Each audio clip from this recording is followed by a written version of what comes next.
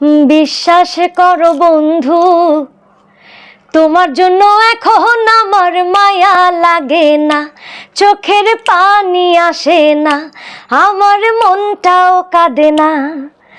মনের মানুষ হইয়া মনের মূল্য দিলা না, মনের মানুষ হইয়া মনের মূল্য দিলা না। বিশ্বাস করো বন্ধু, তোমার জন্য এখন আমার মায়া লাগে না, চোখের পানি আসে না, আমার মনটাও কাঁদে না।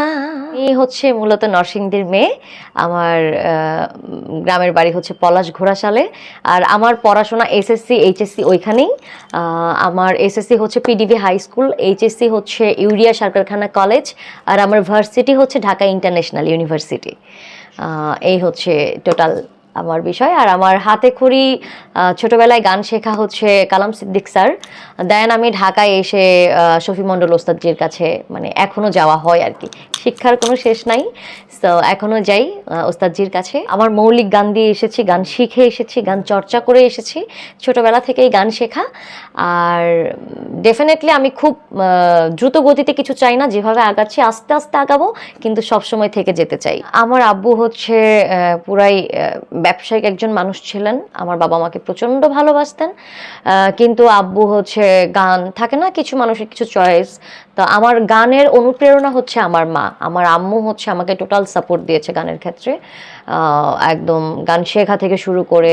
ছোটবেলায় তো ফাঁকিবাজি সবাই করে, হ্যাঁ, যে এই অল্প বয়স থেকে শেখা। তো স্কুল থেকে এসে চিন্তা করতাম যে না একটু খেলবো, এখন হারমোনিয়াম নিয়ে বসতে পারবো না, কিন্তু আম্মু হচ্ছে একদম, অনেক সময় এমন হতো যে মেরে মেরে যে না এখনই হারমোনিয়াম, যে ক্লাসটা তোমার স্যার দিয়ে গিয়েছে, যে সারগামটা দিয়ে গিয়েছে, এটা এখনই শিখতে হবে। তো অনেক সময় মেরে মেরেও হচ্ছে বসাতো আর কি। ছোটবেলায় যখন ছোট ছিলাম তখন তো আর প্রেমটা তো হুট করে হয়ে যায় না। গানের সাথে প্রেম বলেন, মানুষের সাথে প্রেম বলেন, হতেও তো একটা সময় লাগে। সো একদম ছোট বয়সে যেটা হতো, আম্মুর শাসনে শাসনে বসতাম। অনেক সময় এমন হতো যে কান্না করতেছি, গান গাইবো কি, হ্যাঁ, বাট হারমোনিয়াম বাজাইতাম আর কান্না করতাম, এরকম হয়তো।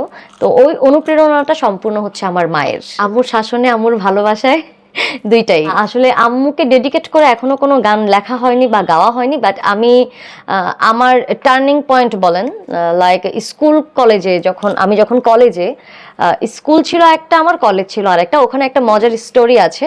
আমি যখন কলেজে আমি একদম নতুন, যেহেতু আমার স্কুল চেঞ্জ হয়েছে, তো আমি আমার টিচারকে যখন বলি যে আমি হচ্ছে, তখন নবীনবরণ একটা প্রোগ্রাম, তো আমি যখন বলি যে আমি হচ্ছে একটা গান গাইতে চাই, তা আমার টিচার আমাকে বলে যে আসলে আমাদের প্রোগ্রামে তো আমরা চাইলেই তোমাকে নিতে পারি না,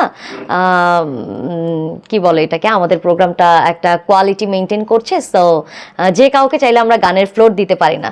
তখন আমি টিচারকে বলে, আপনি আমার একটা গান শুনে দেখেন, যদি আপনার মনে হয় যে আমি গান গাইতে পারি, তাহলে আমাকে নবীনবরণে একটা গান গাওয়ার সুযোগ দেবেন। তো ওই সময় যে কলেজে টিচার্সদের, স্টুডেন্টসদের ভালোবাসা পাওয়ার একটা জায়গা থাকে, সেই জায়গাটা করে নিয়েছিল মায়ের একটা গান। আর আমি মায়ের গান গাইতে খুব ফিল করতাম, কজ হচ্ছে ওই গানের মাধ্যমে আমি আমার মাকে খুঁজে পেতাম।